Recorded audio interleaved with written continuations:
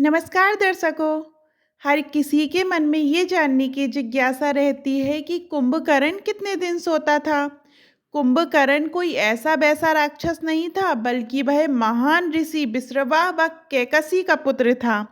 इसी के साथ ही वह लंका के राजा रावण का छोटा भाई था। उसने रामायण के युद्ध में भी मुख्य भूमिका निभाई थी, जिसका वध श्री राम जी के हाथों हुआ था। हालांकि वह अपने पराक्रम या युद्ध से ज़्यादा अपने सोने के लिए प्रसिद्ध है। हर कोई जानता है कि कुंभकर्ण 6 महीने तक सोता रहता था, लेकिन इसके पीछे का कारण बहुत कम लोगों को पता है।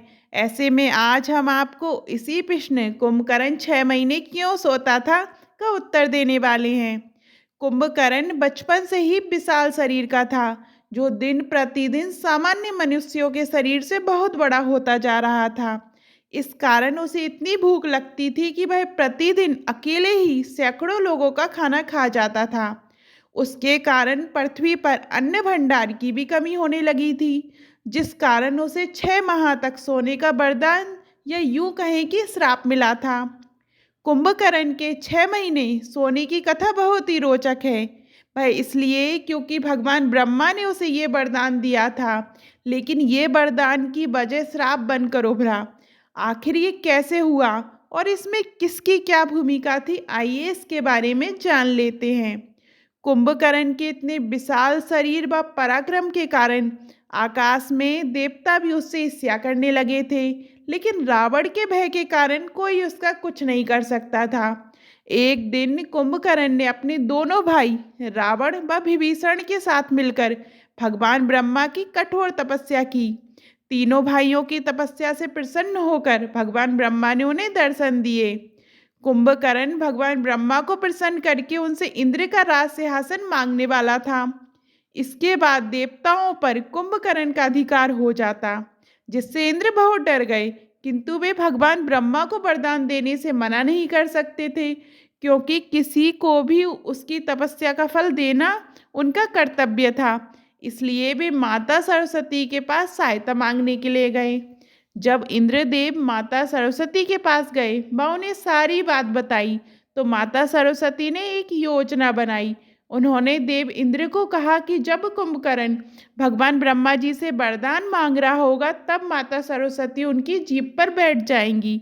इस कारण वह इंद्रासन की जगह निद्रासन मांग लेगा। जब भगवान ब्रह्मा ने कुंभकर्ण की तपस्या से प्रसन्न होकर उसे वरदान मांगने को कहा, तभी देवी सरस्वती कुंभकर्ण की जीभ पर आकर बैठ गई।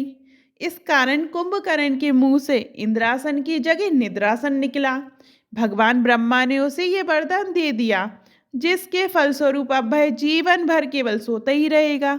ये देखकर कुंभकर्ण व उसके दोनों भाई डर गए। जब रावण ने अपने भाई की ये स्थिति देखी, तो उसने भगवान ब्रह्मा से याचना की कि जिस मनुष्य को आपने बनाया है, उसे आप इस तरह जीवन भर के लिए नींद में सुलाकर उसका जीवन मृत्यु से पहले ही समाप्त कर देंगे।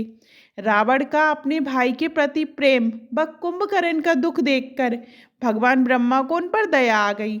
उन्होंने कहा कि चूंकि ब्रह्मा वाक्य झुठलाया नहीं जा सकता है, फिर भी वे कुंभकर्ण को 6 माह में एक दिन निद्रा से जागने की अनुमति देते हैं। अर्थात कुंभकर्ण 6 माह तक गहरी निद्रा में सोएगा व केवल एक दिन के लिए जागेगा तथा उसके बाद फिर 6 माह के लिए सो जाएगा।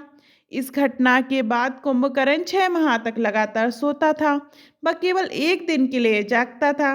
वह उसी दिन सारे कार्य भोजन आदि करता था। इस प्रकार इंद्र की चाल व माता सरस्वती जी के कारण कुंभकर्ण 6 माह तक सोता रहता था।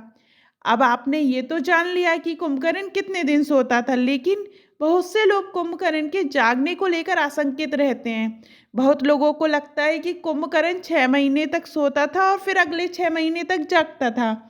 ऐसे में हम आपको पहले ही स्पष्ट कर दें कि ये तथ्य सरासर भ्रामक हैं। भगवान ब्रह्मा के वरदान के अनुसार कुंभकर्ण 6 महीने सोने के बाद केवल एक दिन के लिए ही जागता था और फिर पुनः 6 महीने के लिए सो जाता था।